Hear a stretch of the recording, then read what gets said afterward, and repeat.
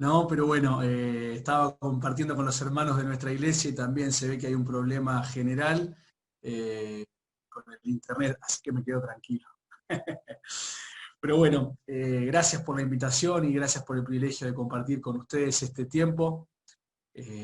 Disfruto mucho de la cena del Señor en mi iglesia local, pero también cuando es con otros grupos de hermanos. Me encanta la cena del Señor cuando es en campamentos, donde se estructura todo, ¿no? Y donde parece que recuperamos la esencia. Muchas veces hacemos del ritual, de la forma, de la vestimenta, el centro, y nos olvidamos la esencia, que nos encontramos para hacer memoria, para recordar de una forma consciente y totalmente sincera aquello que Cristo vino a hacer por cada uno de nosotros. En estos días, la verdad que ha sido una bendición para nosotros poder compartir con la iglesia y con los jóvenes. Hablábamos con mi esposa anoche después de terminar, llegué a casa con un agotamiento físico, como si hubiese jugado, no sé, al fútbol. Pero sin dudas el tema, había mucha presión, yo sentí una presión particular, ¿no? Al querer transmitir los principios de Dios en cuanto a un tema tan actual, pero tan desactualizado para la iglesia muchas veces. Y una de las cosas que les decía a los jóvenes en estos días era que muchas veces usamos los términos de formas incorrectas, ¿no? Creemos que aquello que es básico pierde valor, se hace común, se hasta normaliza mencionar ciertas cosas. Quizás para nosotros es básico el domingo a esta hora estar en la iglesia, es normal disponer nuestra ropa el día anterior o la mañana de ese mismo día para prepararnos para ir y hacemos de un mandato un ritual y tristemente muchas veces hasta una religión, ¿no? Carente de sentido, carente de conciencia, carente de frescura. Y quiero compartir con vos esta mañana, con usted, mi hermano, un pasaje que quizás el primer pasaje que escuchaste, el primer versículo que escuchaste de la Biblia. Si no es el más conocido, es el segundo, ¿no? Está el Salmo 23 y Juan 3:16. Y quiero que me acompañes ahí a Juan capítulo 3, versículo 16. Quizás lo sabés de memoria, quizás lo hayas predicado muchas veces, y Dios sin lugar a dudas utiliza su palabra para hacer una obra increíble, espiritual, oportuna, eterna. Pero toma otra dimensión la lectura cuando entendemos quién escribe. Quien escribe acá es Juan, ¿sí? El apóstol, aquel que luego escribiría las epístolas pastorales, primera, segunda y tercera de Juan. Y este es uno de los conocidos como los hijos del trueno, ¿no? Un carácter particular. Sin lugar a dudas, un hombre que no fue el mismo después de su encuentro con Dios. Y si hay algo que llama la atención de Juan es el trato que Jesús tiene hacia él. Más allá del mensaje, la vida que respalda el mensaje y la forma en la que presenta el mensaje. Juan se convierte en la persona que más habla del amor en la Escritura. De hecho, él dedica un capítulo prácticamente completo en la epístola de Juan para hablar del amor. Este hombre que no se caracterizaba justamente por ser una persona amorosa. Recordá que le llamaban el hijo del trueno. Imagínate sus contestaciones, sus reacciones, sus formas de tratar con las personas. Pero hay algo que impacta su vida: el amor de Dios. El amor que transmite este hombre que reconoce como el Mesías.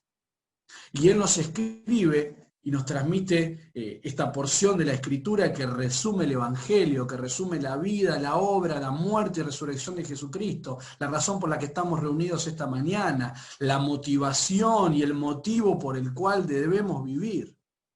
Y él nos dice: de tal manera amó Dios al mundo, que ha dado a su Hijo unigénito, para que todo aquel que en él cree no se pierda, mas tenga vida eterna. Este Juan probablemente haya escuchado esta frase, pero yo me lo imagino a Juan con el eco de esta frase, con el eco de la voz de Jesús, mirando al mismo Jesús clavado en la cruz, derramando su sangre por él. No te olvides que este Juan es el único hombre de los discípulos que está ahí, siendo testigo presencial, privilegiado, de la obra más increíble que se pudo haber hecho, de la muestra de amor más increíble que pudo alguien ver. El Hijo de Dios, 100% Dios, 100% hombre, pagando tu culpa, pagando mi condena, pagando nuestros pecados, siendo Él justo, santo, sublime. Juan se queda ahí exhorto, no puede entender lo que pasa, se queda sin palabras y expresa de esta forma lo que para él fue la característica o la evidencia más grande de la presencia de Dios entre ellos, su amor. Quiero que veamos algunas cositas interesantes de este pasaje. En primer lugar, la dimensión.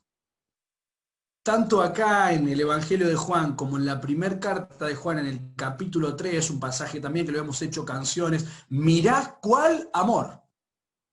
Acá él dice de tal manera, no tiene forma de medir, es inmensurable el amor de Dios.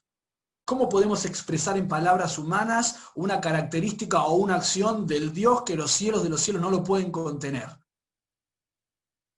Juan se queda sin palabras, pero expresa de esta forma, de tal manera. Y esto nos habla de la dimensión del amor de Dios, un amor que no entra en nuestras reglas, en nuestros sistemas de cálculo, en nuestras unidades de medición. No puede caber en nuestra comprensión la dimensión del amor de Dios. De hecho, si ustedes me acompañan a la carta de Pablo a los Efesios, en el capítulo 3, Pablo ora y dice, espero que seáis plenamente capaces de comprender con todos los santos cuál sea la anchura, la longitud, la profundidad y la altura, y poder conocer el amor de Cristo que excede todo conocimiento.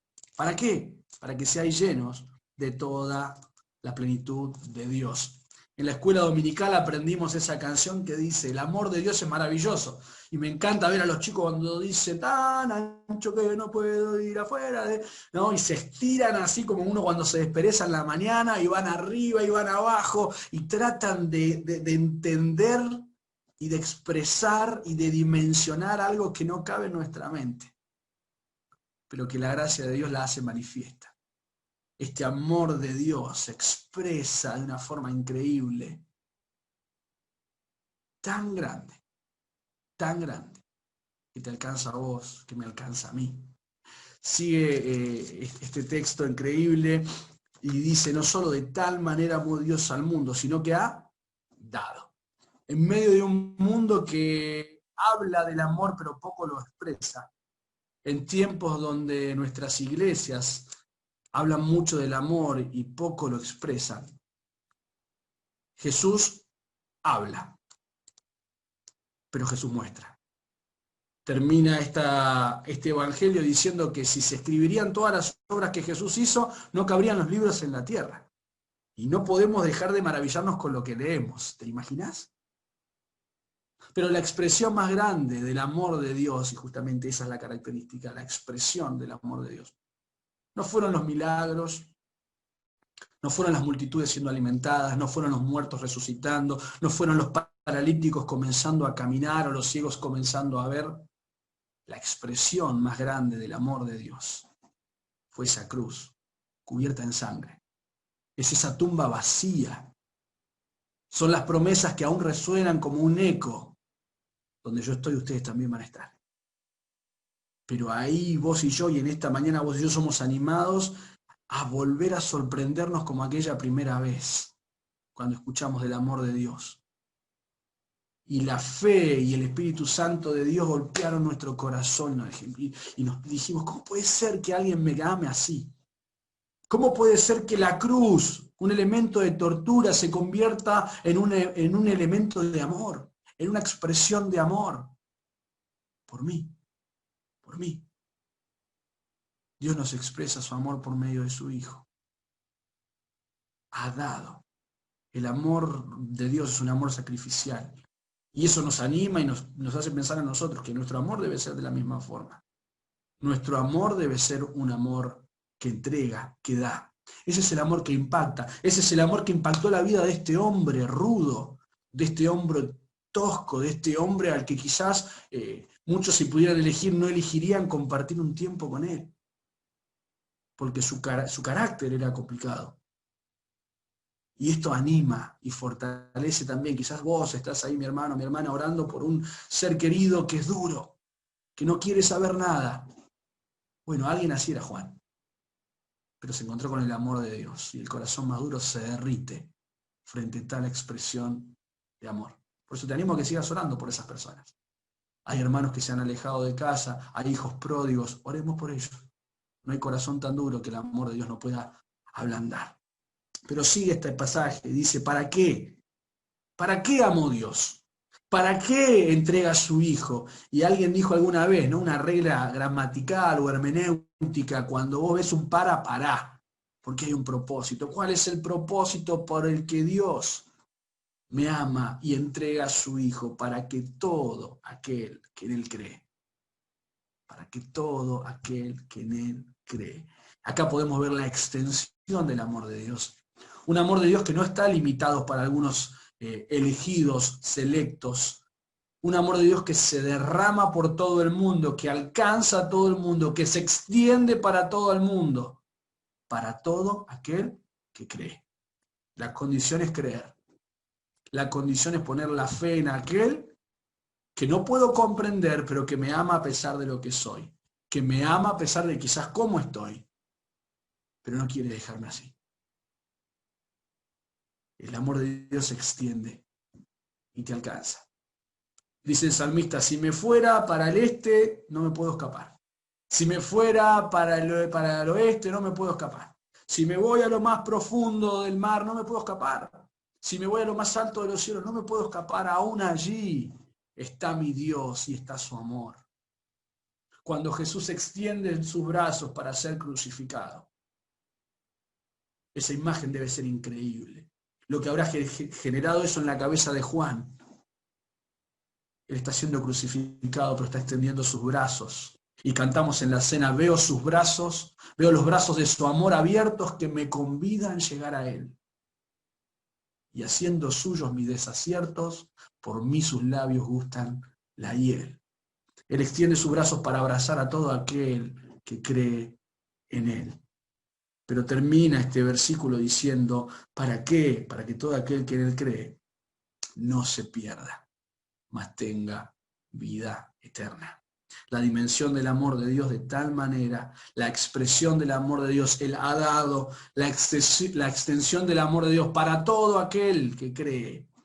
Pero acá podemos ver la solución del amor de Dios, para que vos y yo no nos perdamos, sino que tengamos vida y vida eterna. En el capítulo 5 de este Evangelio, en el versículo 24, dice la palabra de Dios, de cierto les digo, el que oye mi palabra y cree al que me envió, tiene vida eterna. Y no vendrá condenación. ¿Por qué? Porque ha pasado de muerte a vida. Vamos al capítulo 10 de Juan, un precioso capítulo de la Escritura. Y allí en el versículo 27 dice, mis ovejas oyen mi voz y yo las conozco y me siguen. Y yo les doy vida eterna. Y no perecerán jamás, ni nadie las arrebatará de mi mano. Jesús hablando. Mi Padre que me las dio es mayor que todos, y nadie las puede arrebatar de la mano de mi Padre. Ese cerrojo, ese doble cerrojo, ¿no? Nos encontramos en las manos más seguras, las manos de Dios, las manos que hicieron el universo, las manos que sostienen todas las cosas, las manos del Hijo de Dios, el agente creador de la Trinidad, pero también en las manos del Padre. ¿Quién nos puede separar del amor de Dios que es en Cristo Jesús? Nada ni nadie. Gloria a Dios por un amor que trae solución a nuestro problema. Por un amor que nos muestra toda la dimensión del Dios expresado en su acción. Esta mañana hacía el devocional y justo arrancamos la primera carta de Juan. Y Juan empieza tanto el Evangelio como su primer carta de la misma forma, hablando de Jesús como el Verbo, la acción de Dios, la evidencia visible del Dios invisible. Por eso, mi hermano, en esta mañana quiero animarte con estas palabras, a que lo básico no pierda su fuerza y su poder. Un versículo básico donde debemos basar justamente nuestra fe, nuestra esperanza, el sentido por el que estamos reunidos en esta mañana, y animarnos para poder seguir viviendo como Dios espera que vivamos. Pablo le dice a los filipenses, compórtense como es digno del Evangelio. Muchas veces nuestra vida no son dignas del Evangelio porque nos olvidamos aquellas cosas que aprendimos al inicio. Esos versículos que aún hoy inconscientemente podemos decir, pero que son verdades absolutas y eternas. En esta mañana, al pensar en este amor, vos y yo podamos adorar a nuestro Dios. Quizás las hermanas en el silencio de su corazón con sus oraciones, los muchachos en la participación pública, que podamos agradar a nuestro Dios. Oramos. Querido Señor, gracias. Porque podemos amarte a vos porque vos nos amaste primero. Porque podemos darte porque vos nos diste primero. Porque podemos vivir para vos porque vos moriste por nosotros. Pero gracias porque resucitaste y estás vivo. Y suena en nuestra mente tu voz diciéndonos, como ustedes viven, como yo vivo, ustedes también vivirán. Dios, gracias en esta mañana por este tiempo con mis hermanos. Una iglesia distinta o diferente a la mía, pero la misma iglesia, la misma familia, la misma esencia, rodeados por el mismo amor, rodeando el mismo Salvador. Padre, que no sea una cena más, que tu amor en este tiempo tan especial nos anime, nos motive, nos levante y siga siendo el norte hacia donde vamos. Oramos en el precioso nombre de aquel que murió y resucitó por nosotros, en el nombre de Jesús. Amén. Gracias, Johnny. Gracias por haber compartido esta palabra. Realmente, qué bueno